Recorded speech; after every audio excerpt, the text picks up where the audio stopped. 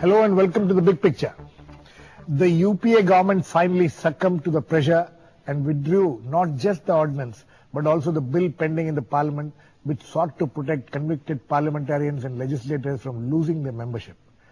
The drama which preceded the withdrawal has brought into focus the role of many institutions, including the political parties, the union cabinet, civil society and the public at large. Once the ordinance was withdrawn, we have also witnessed the unseemly race to corner credit by major political parties. In all this, the real pros and cons of the need or otherwise for the intended legislation has got completely sidelined. The role of the social media also in putting pressure on all the players has been very significant. As far as the Congress party and Rahul Gandhi is concerned, it seems that they have won a Pyrrhic victory. Today we will discuss all this and see what it holds for us in the future with Professor Balveer Arora, Chairman, Center for Multi-Level Federalism and former professor at the JNU, DilipCherian, founder, Perfect Relations and a social analyst, Vinod Sharma, political editor, the Hindustan Times. Welcome to all of you. Dilip, I would like to come to you first. Is this some kind of a Pyrrhic victory for Congress and especially Rahul Gandhi?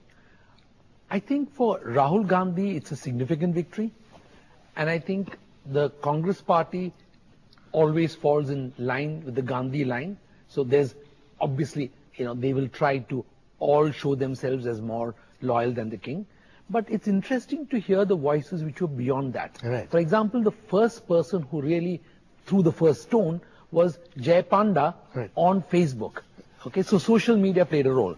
Right. Someone like the BJD, in fact, he belongs to the BJD, and BJD was the only party apart from. I think they were the only party who had opposed it during the all-party meeting. That's right. Also, voices like, say, Kuldeep Bishnoi sitting in Haryana, because he can see the effect of doing that on, say, for example, the Chautalas.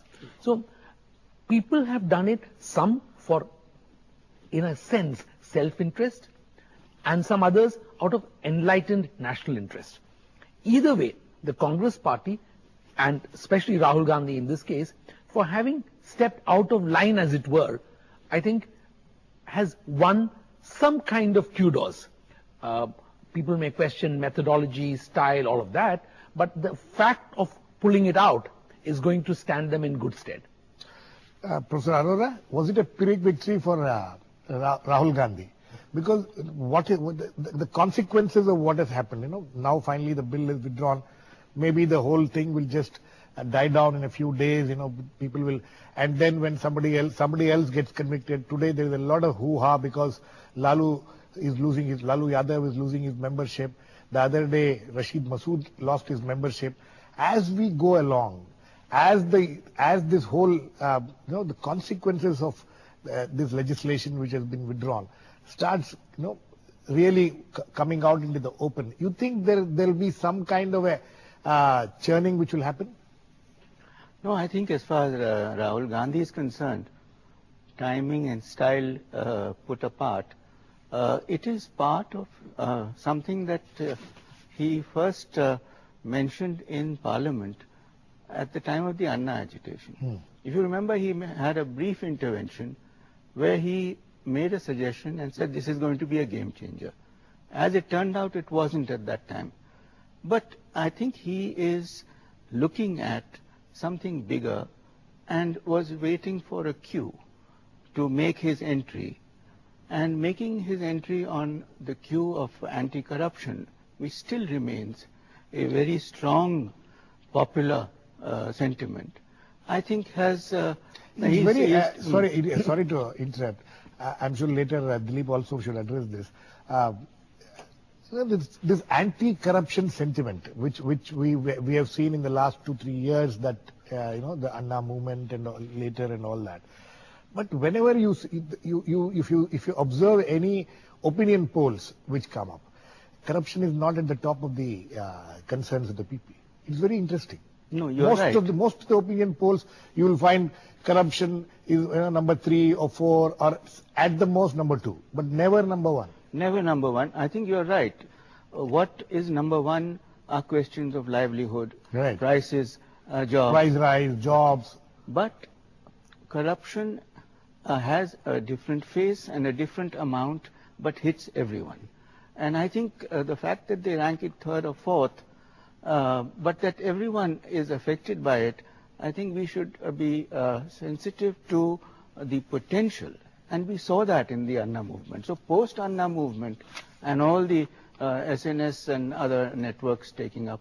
And I think some of the MPs, Baijan Panda, for example, not just on this issue, but on the RTI amendment also, the younger MPs are taking a more proactive role, a little more sensitive. That will be the next big thing. Yeah. So, Vinod, you think that the withdrawal of ordnance is a good trend politically? Well, of course, it's a good trend. I think that the political class has salvaged some of its lost reputation by the withdrawal of the ordinance and the government's decision to also withdraw the bill, which is now the property of the House. Surely there'd be a motion moved for the withdrawal of the bill when the Parliament meets in the winter session. But I think that it will be wrong to adduce the credit for this withdrawal and the withdrawal of the bill to the political parties per se. These political parties woke up consequent to the public outrage that was tangible on the ground, and they responded to that sentiment of the people. I think that they have to be credited for being responsive to popular sentiment. This has not happened for the first time. Girish should remember in the 80s when Rajiv Gandhi was in power, there was an anti-defamation bill which he wanted to bring, and there was huge agitation against it, and he withdrew that bill. So I think that it's a happy augury, it's a good trend that the parties that are in power and parties that are in opposition both are sensitive to popular outrage. You know, take for instance the case of the BJP. BJP was would distance itself from the ordinance route at the very first instance, after having supported broadly the legislation that was meant to negate the Supreme Court's judgment. But I think that at the end of it, it is the gainers are the political parties and the victories are the people. So Dilip, so it is some kind of a triumph of public opinion.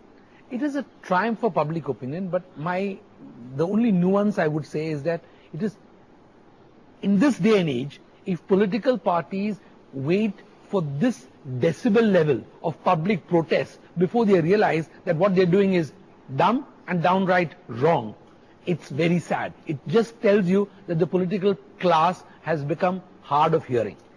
Secondly, corruption certainly does not rank as number one, a point which you raised with both of them. But the victory in the next few elections will go to the party which can show the connection between corruption and high cost. The high cost of jobs, the high cost of living, the high cost of petrol, the high cost of everything. The moment you can link corruption, which is mainstream, to this, corrupt ministers, corrupt systems, corrupt corporations, whatever it is. So we have to understand that the high cost, the cost of living thing, the moment a political party, and the Aam Aadmi Party is trying to do that, can link it to corruption, then electoral victory is almost guaranteed. Guaranteed, okay. I mean, that is your point of view. Let us wait and watch. Professor Arora, what does this whole episode, the entire ordinance, before that the bill which was brought, when all the and then later the ordinance is brought, the ordinance is passed by the cabinet. What does it mean? And then it is withdrawn, because here is the man who is the vice president of the party, who at a late stage comes and says that this is nonsense, and then it is withdrawn. What does it mean to the cabinet system? Yes, I think it's a very valid point, because before it came to the cabinet, there had been all-party consultations. Right. And there were consultations within the UPA, within the Congress, all kinds of consultation. All the process of consultation had been gone through. It came to the cabinet. It went through. Where did the first alarm bell ring? It was on Raisina Hill. The president was the one who saw the danger in this, and I think But I would like to mention here that public opinion, triumph of public opinion. But by overplaying it, you have two dangers. One is that you build up an anti-politician sentiment which spills over into an anti-parliament, anti-politician, and you know, the overall anti-political system. Anti-political system. So that has ramifications. We can talk about that. And the second thing I think which is a danger is that one can ask the question, is the judiciary oversensitive to public opinion when it is delivering justice? I think that also needs to be factored. Yeah, but we'll talk. But you know, you tell me what does it mean to the cabinet system? This whole episode, what has happened? How does it affect the cabinet system? How does it, you know, in future, if anything like this, when we look back, say after 5 years or so, when you know, will there be what will be the impact this has had on future cabinets? On you know, in another political party comes and you know there is this very powerful individual in the party who doesn't agree with what his own government's cabinet takes decisions, and then the whole thing is upturned. Legitimacy of the cabinet system. Okay. No, I think it's part of a wider problem of party-government relations. Right. Normally, these things are sorted out well in time, in the sense that if the party has a line and wants to push the line, the government is brought to heel and toes the line. And that is quite valid also. It's quite valid. Now, here what has happened is that the party itself did a rethink in the shape of his the vice president. There was a rebellion within the ruling party against its own government. That's, I mean, if you say it in crude terms. No, I think it was seizing an opportunity, and I think Prime Minister Manmohan Singh reacted very maturely. I think there was a huge strident calls to him to resign because he'd been insulted and so on. But if you look at how he was insulted for the last 3 sessions of Parliament and not allowed to speak. Not just last 3 sessions, it's been happening even right earlier, through the last nine years. So I think a due process has been followed. The cabinet has done a rethink. One expected the ordinance to be withdrawn. Withdrawing the bill is actually a change of policy, and the cabinet has changed its policy. It could have kept the bill. Vinod, you know, during the Anna movement, what we had seen, the Lokpal bill, there was so much of agitation about the Lokpal bill, and one of the things which a lot of people were talking about, including some in the media, including several political parties and political leaders, was that we can't just succumb to this kind of public pressure and you know have some legislation just because some people want it. But here is a case where do you see any kind of connection between then what was being discussed and now what has happened? Well, you see, 2 things, you know. First of all, I'd like to say that I'm not much worried about the cabinet system for the simple reason that the cabinet system with the primacy of the Prime Minister has been greatly compromised consequent to the coalition politics that we have seen in this country. So let us not overemphasize. So there is just one more. This is just one more case. No. But there is a silver lining here, Girish. I think that it, to some extent, gives a semblance of a participatory democracy. Like if people can intervene and intervene forcefully in the middle of 2 elections and get something done which is the right thing to do, I think it is worth encouraging. The Anna movement was distinctive because Anna movement had a great maximalist approach. And I think that the Anna movement lost a great opportunity of giving a permanent stake to the civil society in legislation making in this country by not agreeing to a deal which didn't get them the full thing that they wanted, but somewhere striking a middle ground.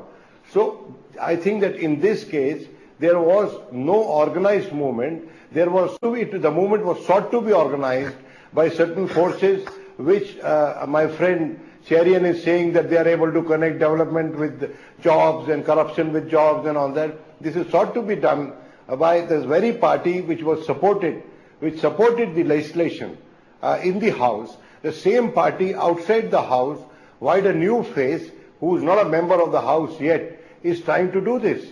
Now, the question that arises... One second, Vinod. When you're obviously referring to the BJP. The argument could be, since we don't have anybody from the BJP, we don't have any politicians in this panel. No, I'm not naming the BJP. I have a question. The BJP changed one of the arguments being made, or one of the charges being made by non-BJP party political leaders is that BJP changed its stand and things. If Congress could change its stand, why couldn't BJP change its stand? Precisely. That is what I'm saying, that nobody is adequately placed today to try and gain a high moral ground. All of them were on the same plane. Once they knew, may I tell you that in this din and bustle, in this hullabaloo, we are forgetting one basic thing, which point has been raised by the Samajwadi Party, right, maybe not adequately forcefully, that in this country, you have a 3-tier judicial redressal system. Right. Now, the member of parliament who is a lawmaker, will not get the advantage of moving the higher court before losing his membership. Right. And assuming that he loses his membership and gets acquitted by a higher court, and by that time the tenure of the House is over, the damage inflicted on him is reversible. In the reverse, if he is acquitted by the lower court and is held guilty by the higher court, right, what is the constitutionality of the policy that has been formulated on the strength of his word in a very divided polity? Absolutely. So all these issues are not being discussed. No, that is exactly the point. That is exactly the point. To be on the right side, absolutely, and make the right political noises. Absolutely. Somebody must get up and bell the cat. You're and get people to understand this as well. In fact, in my introduction, I mentioned how the pros and cons of the bill itself has been completely sidelined. Dilip, this is another, in this process, in this hullabaloo, as Vinod calls it, and it's cacophony. In fact, what we have seen in this, and very highly moralistic cacophony, which we have seen, and media also has got sucked into this kind of a cacophony. The actual pros and cons of the bill, what can happen, the consequences of it, which earlier I was trying to ask Mr. Professor Arora, and I'll come back to him. Don't you think that has completely been sidelined, and there may be a situation in the future where suddenly people will find that what has been done is not correct?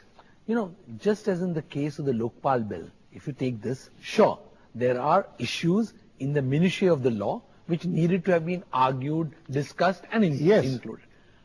Having said that, however, why is there this level of hullabaloo and public anxiety?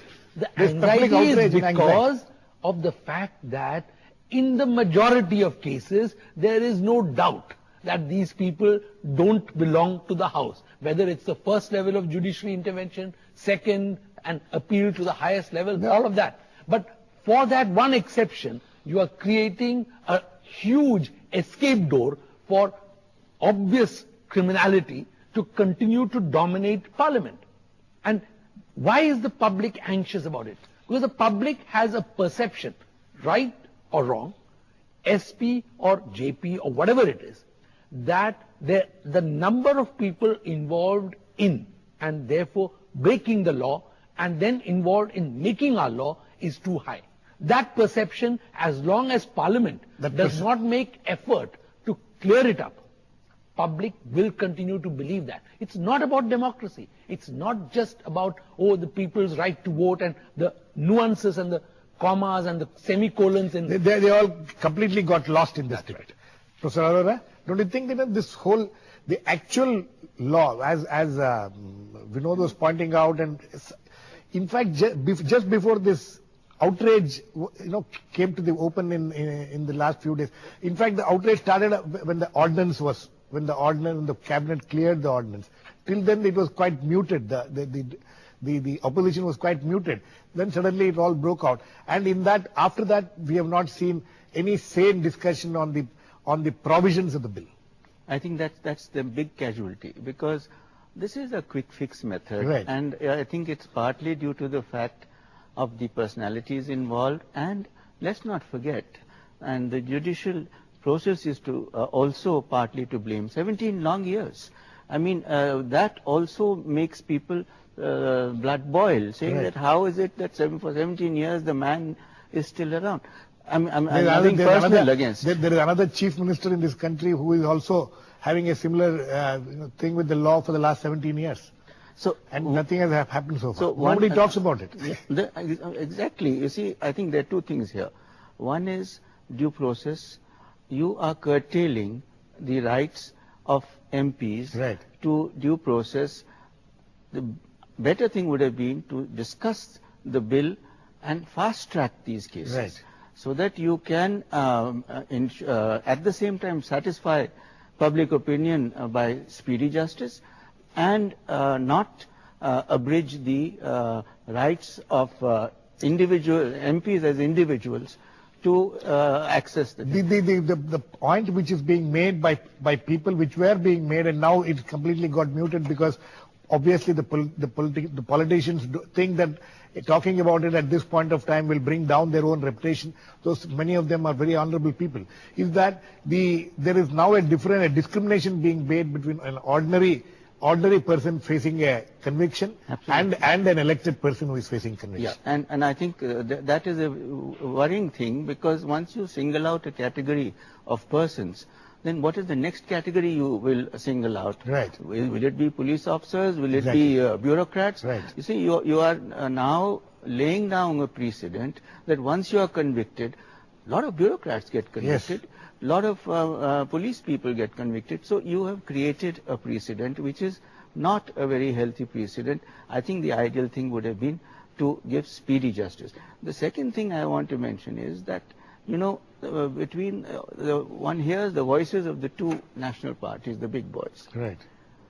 The cases of corruption among the state parties is far higher. Perhaps they are less adept at it. Perhaps they have fewer opportunities than what is available at the center. But the fact of the matter is that this is going to send a ripple effect. A lot of people are going to get affected, and if they are not able to appeal, I think you are going to have repercussions which perhaps will call for another call for another debate and call for another change in the law. Vinod Sharma, I want to concentrate in the last segment about the effect of this on the Congress party itself.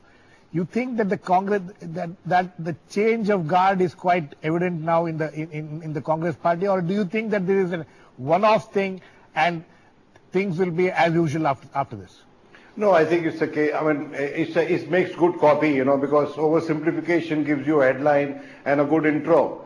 But I think it's a case of overinterpretation to suggest one intervention as a generational shift. It's an incremental process. But what's worrying me, Nikam, and I want to flag points which by your own statement political parties are not raising because they think they want to be on the right side, they want to be politically correct. Absolutely. And it's fashionable to be maximalist these days. But I'm worried that while there are so many checks and balances for the judiciary before any judge is held culpable, while there are so many checks and balances for the civil services before any civil servant is held culpable, before any prosecution, and once he gets acquitted, prosecution is lodged against a bureaucrat. Yes, and once he gets acquitted, he gets all his benefits with retrospective. The lawmakers in this country are today without a safety wall. And may I say that the best solution to this, and the Parliament should immediately consider it, that any case of corruption against a top leader, look, it is not, the judgment is not merely against a member of Parliament. The judgment is also against my mandate for that man. Exactly. And that is why I personally feel that there should be fast-track courts, wider legislation, and these cases should be decided within the shortest possible time span, so that the irreversible damage that is inflicted on the member of Parliament and consequently on the mandate with which he has come and sitting in Parliament is not mauled beyond recognition, not mauled irreversibly. This is a very important aspect, and let us not lose sight of it just because the political class credibility is low, their reputation is down in the dumps. But after all, in this country, if there is a supreme institution despite the Supreme Court, it is the Parliament. Absolutely. Absolutely.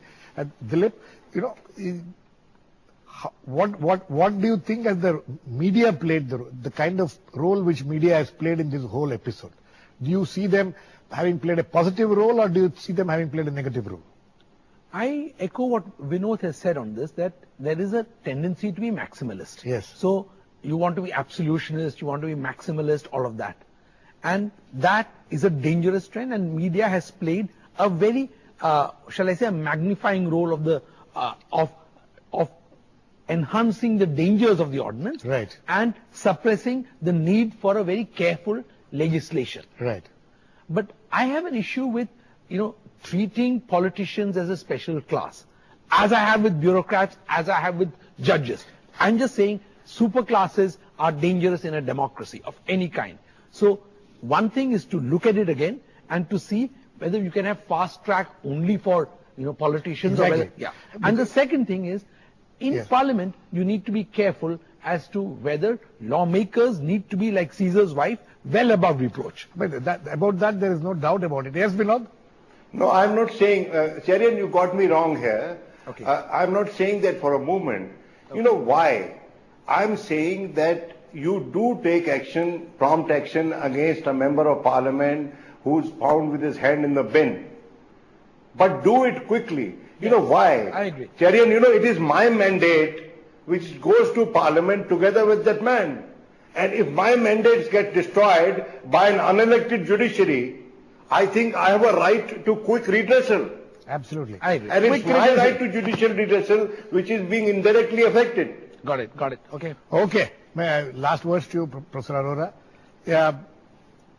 Would this have long-term repercussions? You think that, this kind of victory which the public opinion seems to have got, partly at least, will lead to more and more, we saw it during the Anna agitation, the Lokpal bill. You think this will become a trend now? Should it become a trend? No, no. I think what is happening is that everyone, all three organs of state, are playing to the galleries, Yes. are playing to the popular mood, are very sensitive. And the media also. And the media being claiming to reflect the popular mood, so they are playing to the media. But I think what is the danger here is that a lot of the serious issues involved, like for example the fact that a whole constituency goes unrepresented. Exactly. Because of maybe an error of judicial error, is something that needs to be thoroughly thought out. I think on that note we need to end. This has been a fruitful discussion without any noise. The fact of the matter is that, as Professor Arora finally said, all the organs are playing to the gallery, and media also is following. So there is a need for some sitting back and reflecting on what has happened and how such playing to the gallery is not going to help in the long run. Lawmaking is a serious business, and I hope it will remain a serious business. Thanks to all my guests, Professor Balbir Arora, DilipCherian and Vinod Sharma. Please keep watching. We'll come back with another issue in Big Picture, same time tomorrow.